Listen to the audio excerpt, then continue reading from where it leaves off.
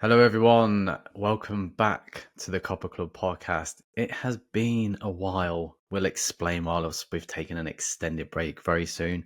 But look, I'm your host, Nathan Joyce, as always. I'm joined by Peter Pankovski, and I've not sat down with you for about a month, mate. How are we doing? How's life treating you? Yeah, corporate world has got me in the chokehold, but I'm good. And thanks for having me on, as usual. And it's just a pleasure being here. And it feels like we talked about it, but it feels like ages. So I'm just eager to kick things off without talking too much. A first for me. It has. It's been a while. Let's explain ourselves. We've just taken an extended break. I went on holiday, went to Bilbao, watched Real Sociedad, and then I watched Seville at Bilbao Athletic Club. So I watched Valentin Barco in person. I will let any Brighton fans know who are watching the podcast, he's not a left back. My word, he's so good in the final third, but as a left back, he just gets torn apart. So I'm a little bit worried about if that's Brighton's long-term plan. But on the other flank, Real Sociedad's John Arambaru is unbelievable. Venezuelan 22-year-old, old-fashioned right back. If you've got a good winger, he is the perfect right back. So a little bit of scouting abroad from me. And then we were meant to record last week, but it's the winter. We both got hit by the flu, but we're back now to have a little reflection on the Copa Libertadores quarterfinals and look ahead to two juicy looking fixtures in the semi-finals. But I want to just reflect first of all on Fluminense, the champions, who will no longer be the champions. They got knocked out by Mineiro. Won the first leg at the Maracana, a late goal from Lima, lifted expectations, but went away to Mineiro and lost 2-0 and were torn Who apart, else? really. It was Polk missed a penalty in the first half, but then a double from Davison, assisted by Gustavo Scarpa, and then Hulk got a little bit of revenge, getting the assist for his second goal. And that was it, really. Fluminense are out, and they need to concentrate on actually staying in Serie A for another campaign. At 1 point, at time of recording, they are 1 point above the relegation zone with around 10 games left to play. It's been a disaster. It's been a whirlwind 12 months for Fluminense, Peter, from Fernando Diniz' success winning the Libertadores against Boca Juniors to now heading home. To be fair, quarterfinal stage wasn't too bad, but the second leg performance, it was a car crash, wasn't it? They were rabbit in the Yeah, headlights. yeah, absolutely, absolutely. And I don't even think we need to address too much about that. I feel both of us kind of knew how the tide was turning the moment kind of the game kicked off, and it's just like as you said, like a car crash. And I'm gonna actually big myself up here. I did say Davidson is someone who will definitely aid Atletico Mineiro. You did. So, so despite all his controversy, which always surrounds him, diving in everything, we love him. I personally love him, that is. Mm-hmm. So, well, I'm saying I'm not surprised, not because like they lost or anything of sorts. I'm saying it because I thought just Mineiro were the better side. They are much better just in general. And then you like like you said, Fluminense are just in a bad spot right, like in a very bad spot right now. And I'm just not surprised that this has happened. Andre's gone. There's a new manager. They have to think about not being relegated because what's good if they make the Libertadores semi-finals if they are relegated potentially. So it's been a cluster of emotions there that I suspect it was just too much for them to go away to Mineiro and just do anything of substance, despite actually the relatively solid performance they had at home. Mm. I didn't expect them to pull much of a fight here, to be honest. I I was think surprised they won at home, to be honest. Like, I think Monero in a it's weird to say, but they're in a privileged position because they're in the middle of the table, which is underwhelming for them. I expected them to be challenging in the top four this season, but because they're not getting relegated, they're not. Well, obviously, they would love to get in the top four, top six, and secure Libertadores for next season. But they're in that situation where they haven't mind sacrificing a couple of league games in order to progress in the Libertadores. Whereas Fluminense have had to fight for every yeah, single point domestically and also the Libertadores. And it's just, like you said, it's just crazy. Like for a European audience, I'm trying to put it into perspective as if, like, say, Man United won the Champions League or Europa League and then got relegated within 12 months. Like, that's the scenario Fluminense have found themselves in. I will say, and it was, of course, it was a well-timed tweet from myself.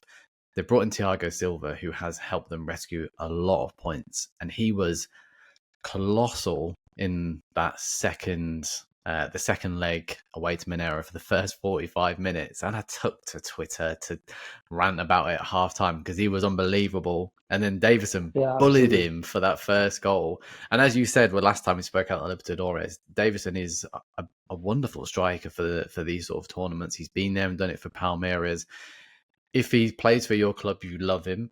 Playing against him, you hate him. But he knows when to turn up. And the fact that Paulinho, who was sensational for Mineiro last season, 20 league goals, none of those were from penalties. I think he scored, 6, 7, 8, can't remember, but in the Libertadores last season as well. He's gone missing. He's gone completely Yeah. AWOL.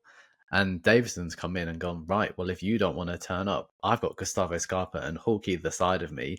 I'll take advantage of that. And it was those two players who assisted him and got Mineiro over the line. So, look, I just wanted to focus on Fluminense. It's been a disaster. We'll definitely be following them in the podcast for the remainder of the season if and when they potentially get relegated. It's either going to be them or Corinthians at the moment because they're both Yeah, I was going to struggling. mention that. We'll talk about Corinthians a little bit when we get to the news section, but a big club is falling out of Serie A this season, which will be very, very interesting to But it's been see. a trend. If you really want to Yeah. debate it, like it's been a trend. Like you've got Grêmio 2 years ago or so. It was now Santos last year. Now it's potentially Vasco as well went down.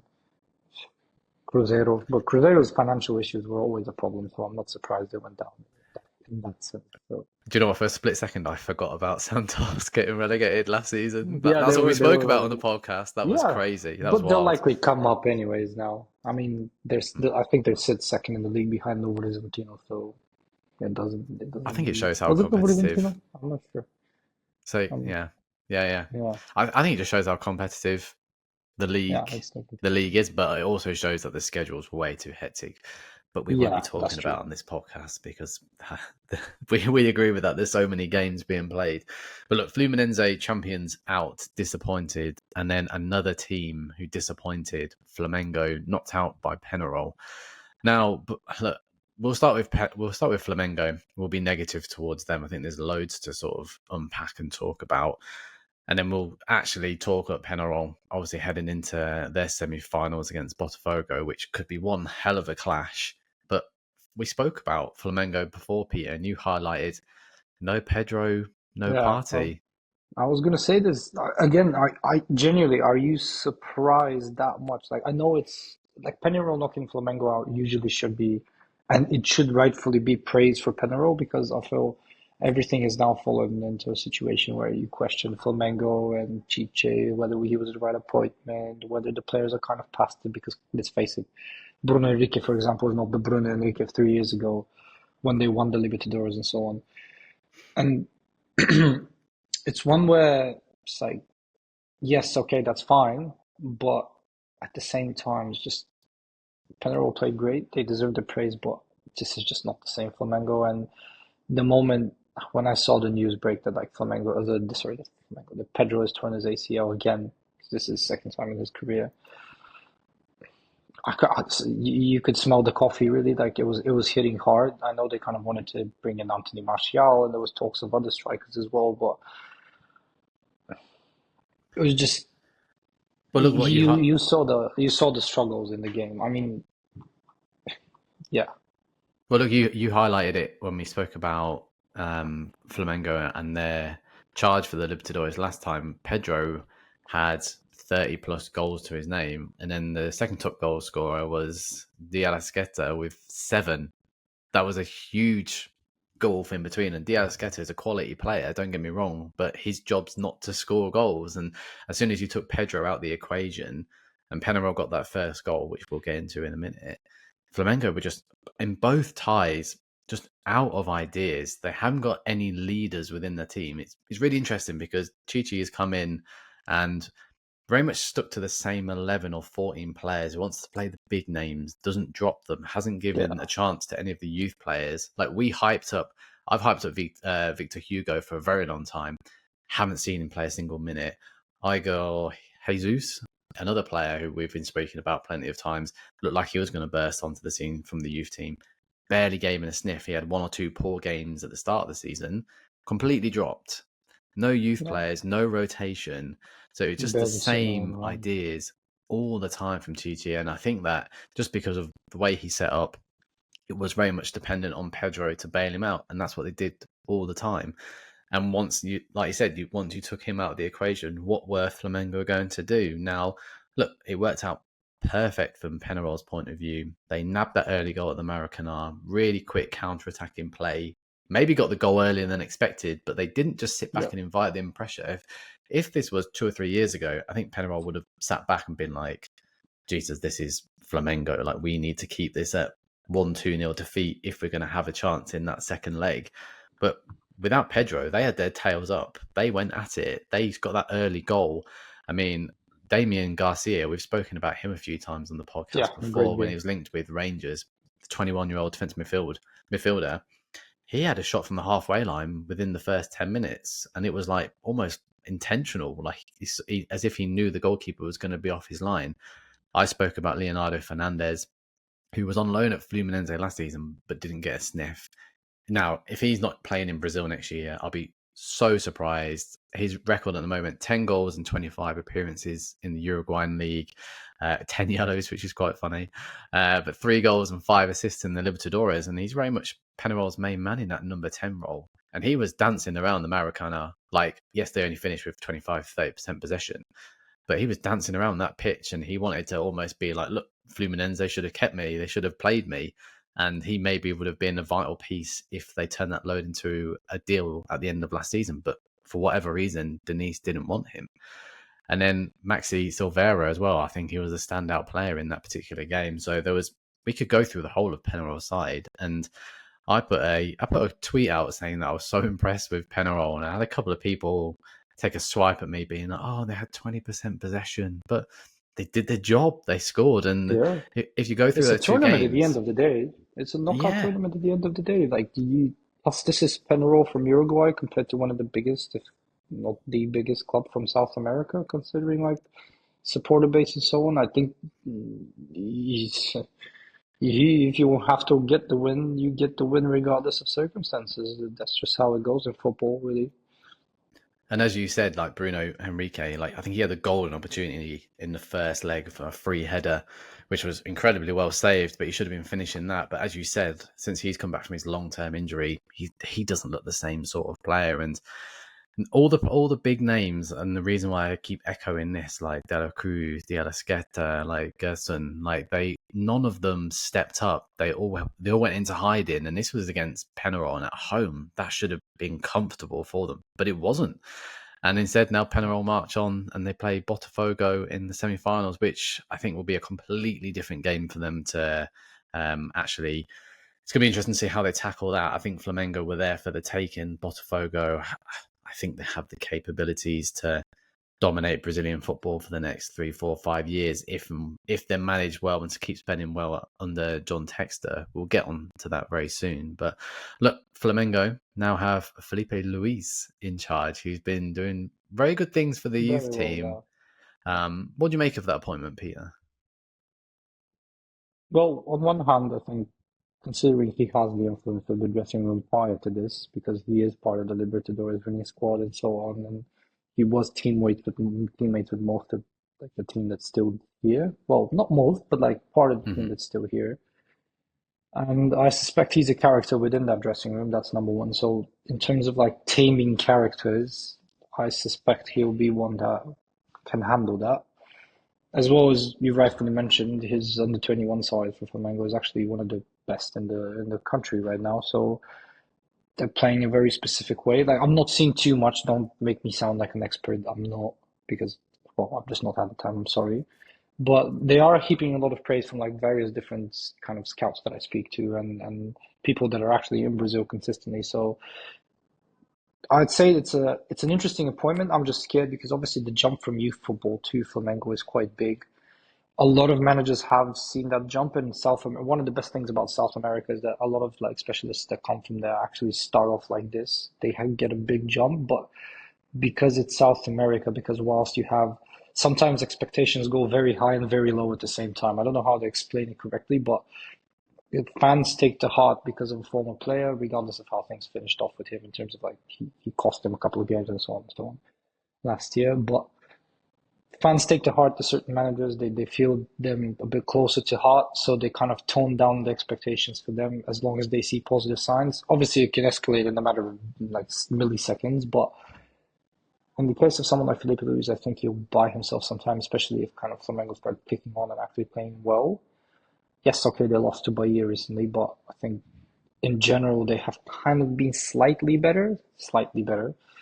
And I think it's a rebuild job. Whether he's the man to oversee it or they hire someone at the end of the year, to be honest, I actually don't know. I would suspect it's more the latter, but if he's to stay on and he has to be there, then I'll be optimistic about it because exactly the players you mentioned, we got Loran, we got Vitor Hugo, and others. Those are types of players that he could probably bed in slightly easier, having been around Yeah. the academy and so on, and knowing what a young player would require, even if it's like from a small sample size in terms of working within the club youth structure.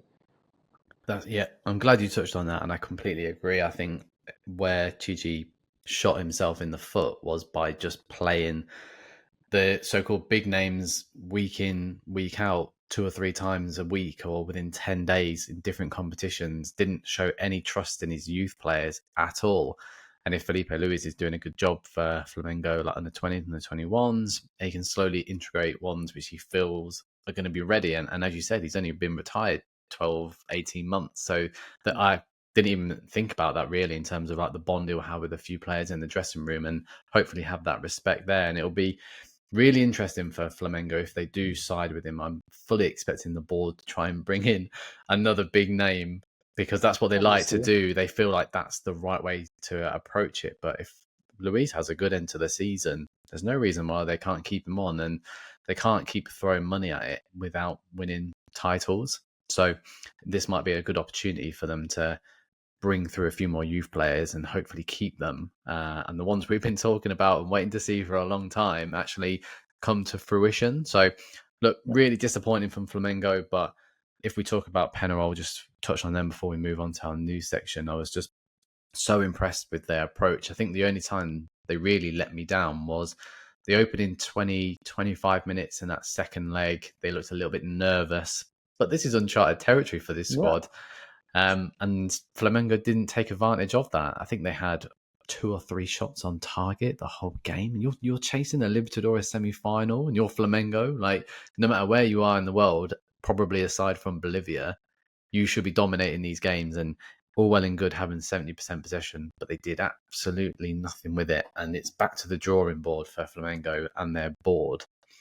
Now, before we dive into the semi-finals, we're going to drop in a couple of news stories, which everybody, all our listeners clearly want to find out a little bit more, which is going on in South America. And Peter, obviously as the Chelsea fan, you've located a certain striker who likes to be in the headlines. So do you want to share what you found? This at this point is actually old news, but given our long layoff, we have to mention it for anybody who's missed it. I don't know if it was viral on timeline like that on Twitter or X, sorry. But basically, Diego Costa, who everybody knows these days, former Chelsea and Wolves striker, and Atletico Madrid as well. He basically came back from injury for the under 20s of Grêmio, along with a couple of other starters, I believe it was, that don't play regularly. Anyways, he's playing a bunch of kids, but one of the kids steps on his ankle, I think it was, towards the end of the game. So what does Diego Costa, being Diego Costa, do? Gets into a fight and forces a whole, well, not a massive brawl, but forces somewhat of a brawl. After which he's sent off and banned for 2 games, because that's just what you do at the age of, what is it now? I think 32. I'm actually not sure what age he is, but it No, doesn't matter. Like he's these, like 35, isn't he? I'm pretty sure he's actually okay. 36. Then forgive me, Yeah. but yeah, but yeah. Anyways, regardless, like at 36, and whilst I get it that you're burning the game and so on, and you have a lot of fire under your belly, plus you're coming back from injury, and this is someone I suspect they probably had a bit of the rough situations, and he's already agitated to the point of no return because that's just how Diego Costa is at the end of the day.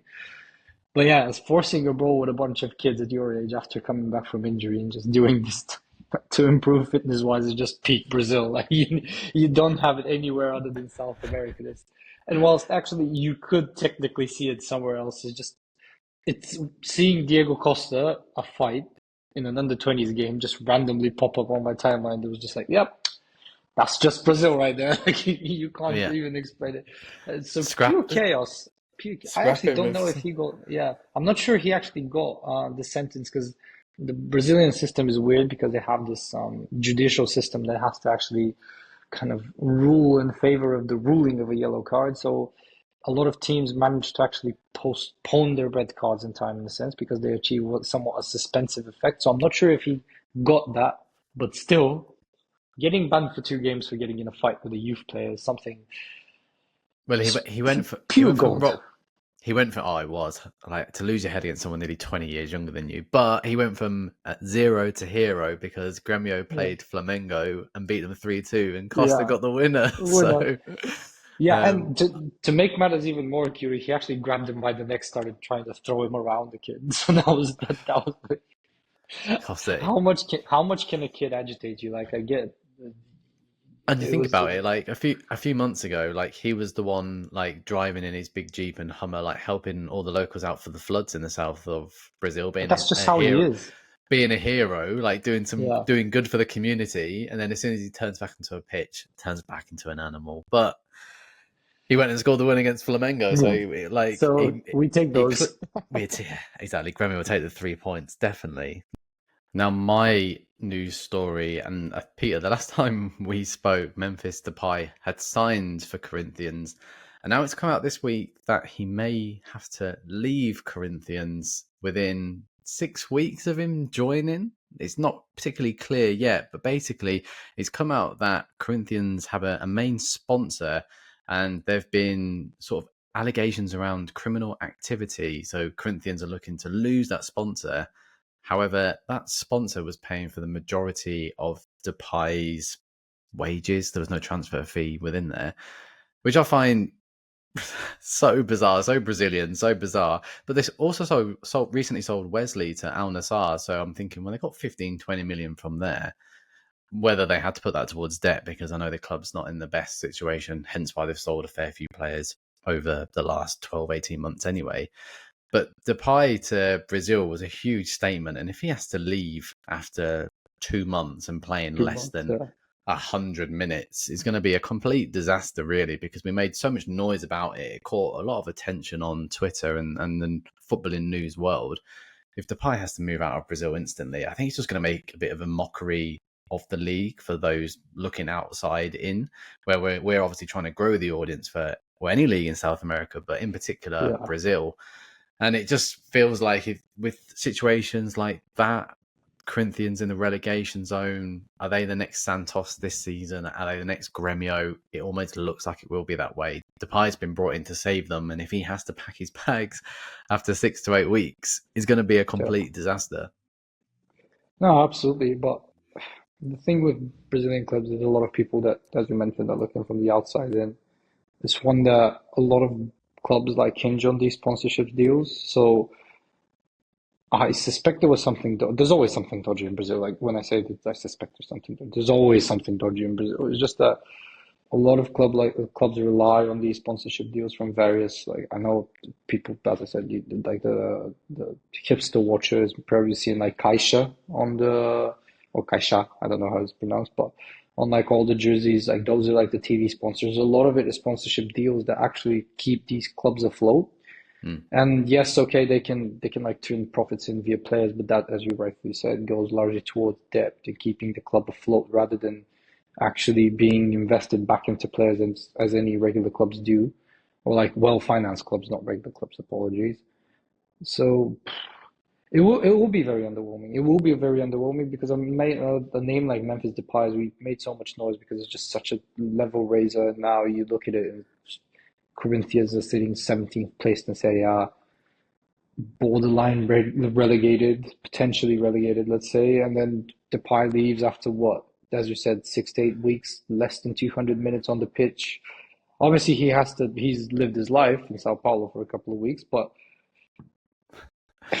But Yeah, the way I look at it, it's so irresponsible for Corinthians if they are in a club who clearly have needed to sell their best assets over the last 12 months to stay afloat, need these sponsors.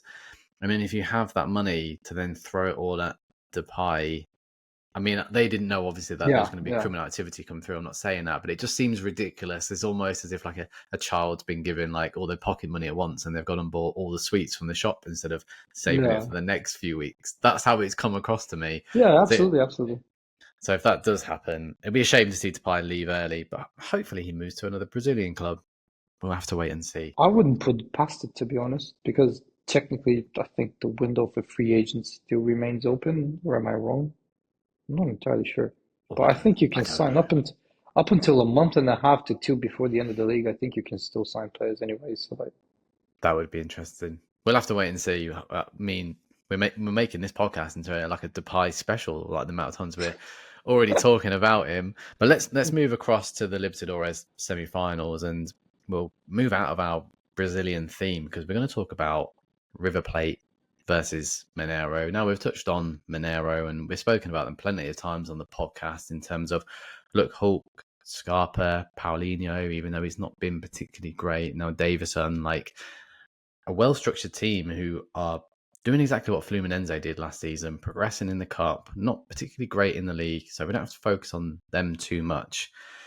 Now, I'm caught in two minds with River Plate because when we did the preview after the group stage, it was very much like Galado's comeback, like the finals at El Monumental, and last season with the final being at the Maracana with Fluminense and Denise in charge. It could all be classed as like a replication of what we saw last season, and River could win it in their own backyard. But having listened to one or two River Plate podcasts and hearing what their fans are saying, like they've been really poor lately. I know it's a yeah, couple of weeks before the season starts up, but 0-0 against Platense, and they said a few comments from fans saying they could have played that game all weekend and never scored. Lost 1-0 to Talleres. They beat Boca 1-0 in the Super Classico. Boca had a goal ruled out in the last minute. Do I say controversially sat in a Boca shirt? I probably won't. But it wasn't like an exciting game. And then if you look at their route so far to the semi-finals, they had Nacional, Libertad, Deportivo Tequila in their group stage, which they waltzed through. I'd expect any Brazilian Argentinian team fighting for the Libertadores to comfortably win that group. They beat Talleres, but this was when Ramon Sousa was in that debate of he wasn't playing and he moved to Nottingham Forest. And then they played Colo Colo and edged past them by 2-1 in aggregate, yeah. 1-1 in Chile, and then just about got the job done in their own backyard. It's not being convincing, and I'm not sure if I'm sold. I think I'm buying into the fairy tale of they get to the final and play at home, but it doesn't seem to be the case. And I think this could be Mineiro's time. What do you think, Peter, about River? And is this the end of the road for them? Well, I wouldn't classify it as end of the road. If anything, it's kind of like a anything out of this game wouldn't surprise me. I'd love to give that answer because I'm never confident. No, in all seriousness, I actually am not confident in saying anybody's like a particular favorite because I think both sides have strong and weak sides to them. I know, kind of as you rightly pointed out, River, and I'm not like an avid River watcher, yes, but you still keep track of South America as a South America watcher in general. So I know like River haven't started at the best ways they would have liked, and they aren't exactly in good form right now. But the one thing that I adore about football is that everything gets thrown out the window when it comes to knockout football. And like it's two games, yes, home and away, anything can happen. And as such, I'm saying that whilst I know kind of the league is in the back of their minds, it's still semi-finals of the Libertadores, the biggest like, tournament in South America. So whilst I don't think they're in good form, and I know we kind of latched onto the fact that Gallardo's back, finals at home. You talked about it already, like the from a very kind of like good-minded type of side of the story, you would like that to happen just to see River at home at the Monumental on a final. It's going to be massive, especially against what probably will be, and we'll get to that. But like my favorite, obviously, now has turned to Botafogo, and the big money squad that is expected to win against, kind of in this case, the less likely to win River at home. It sets up for a great game, get me. And I think that whilst it may be a heavy burden on your shoulders, at the same time, it might actually serve as great motivation. And it's hard to actually make a judgment because I feel we've rightly pointed out that Atletico Mineiro have great firepower in them, and Davidson as well now coming in. And with River being as underwhelming, it's definitely going to serve Atletico Mineiro as a plus in this fixture to have that firepower at hand. But at the end of the day, if River kind of approach this, and I know Gallardo has his way of playing and wants to, and the River in general have their way of playing, want it to be beautiful and everything. At the end of the day, when the opponent doesn't allow you, and you have to be pragmatic and simplistic, you're going to have to be pragmatic and simplistic if you want to win a game. So if River shut up shop, maybe limit chances, why not? Why not River? Like, why not make it through scrape past, basically? They scraped past Colo Colo already, and they didn't look half as bad, actually. If anything, they could have knocked them out easily, sorry. So it could Mm. be the same, more of the same, actually. Sometimes fate has weird ways of working for you rather than against you, really. If God has written the same script as last season, I just think it could be. I think it's a fairy tale. I think River falls short. I think the fans are going to be really frustrated here. I think there's a gulf in terms of Brazil and Argentinian sides now. I know you said, yes, it's knockout football, and this tournament throws up brilliant results year in, year out, especially at the knockout Yeah, stage. But if you look at Mineiro's back line as well, we've only spoken about what they're bringing forward.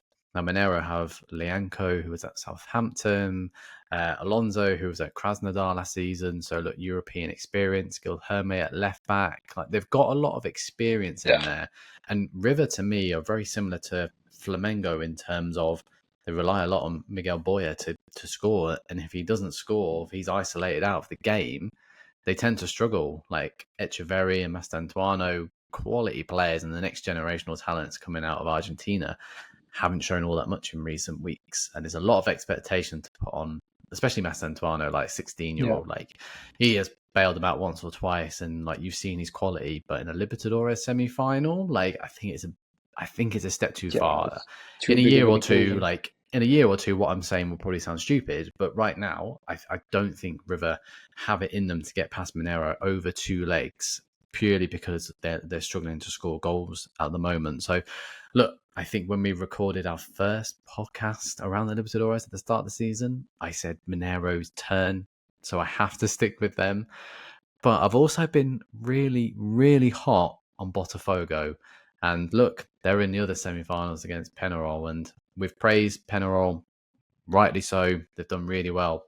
But Botafogo, if they play it right here, they could end up with the league title and the Libertadores. And then from then onwards, if Textor doesn't use them as a gateway back into Europe through Lyon and then Palace or Everton, whatever happens there going forward, and he invests in a Premier League club and keeps some of his best players at Botafogo and makes them into a powerhouse, you're looking at the new Flamengo to me. I really Yeah, do think like the players they've brought in, they've arguably spent a better. lot of money. They've spent an awful lot of money, but on the right players. And look, the thing for me in this, especially at the Nilton Santos, when Botafogo are at home against Penarol, it's a big pitch.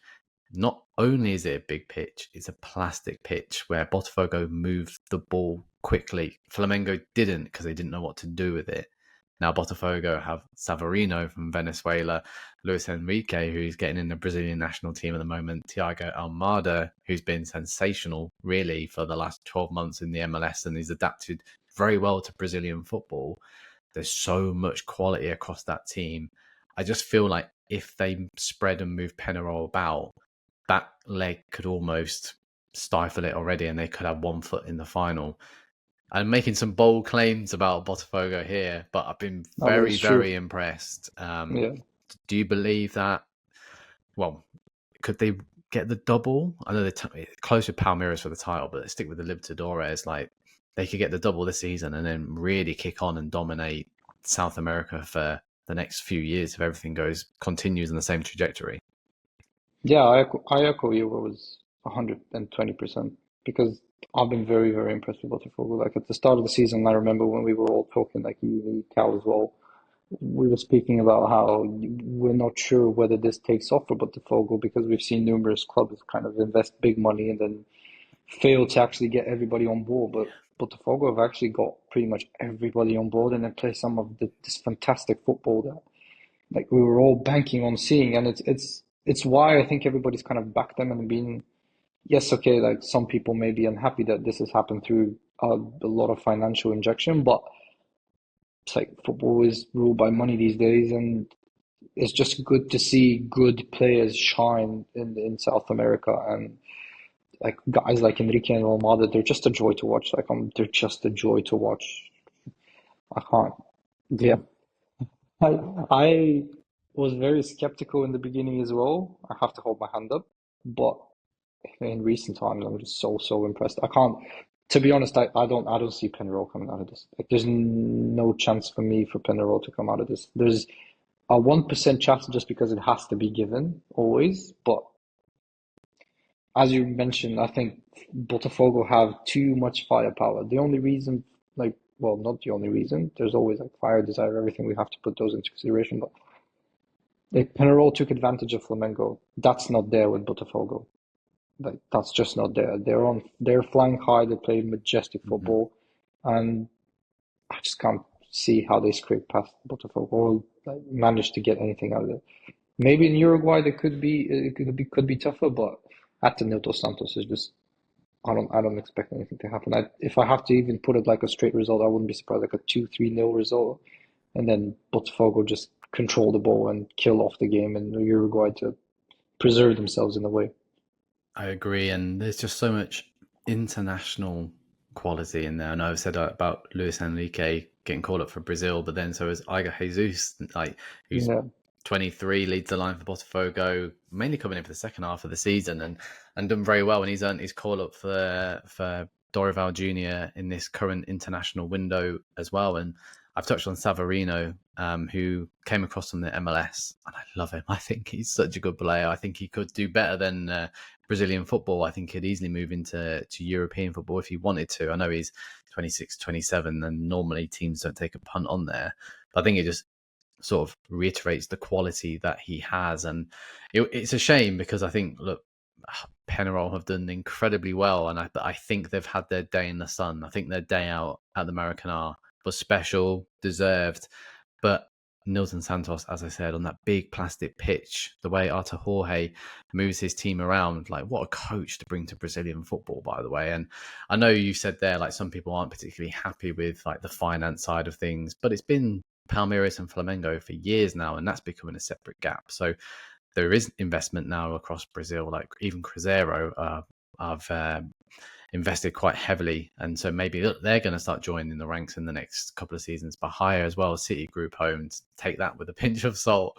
And then obviously, I think that's going to really sort of see the gap further with Argentinian football. I know they've relaxed the rules now about investment, but fans are hesitant to say the least. But if we're going to see an Argentinian name on the Libertadores trophy this season or the next 3, 4, 5, they have to invest. And it's like you said, it's yeah, the way it's gone in Europe for so long. And if football is going to keep growing in South America, the money has to be pumped into it.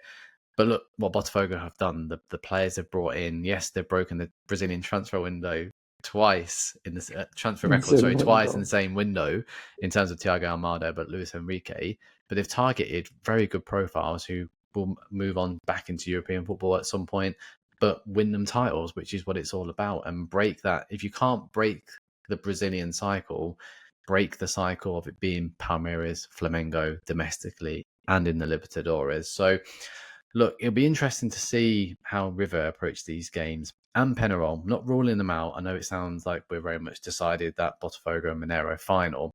That's what I think anyway. The battle of the black and white stripes. That'll be interesting at the El Monumental. But it's just going to be really key over the next season or so to see exactly who's going to be investing and how they're going to break this cycle of Brazilian teams, because I Yeah, just can't see it happening. yeah, absolutely. It's one to keep an eye on, definitely. Especially the And Botafogo spending power nowadays.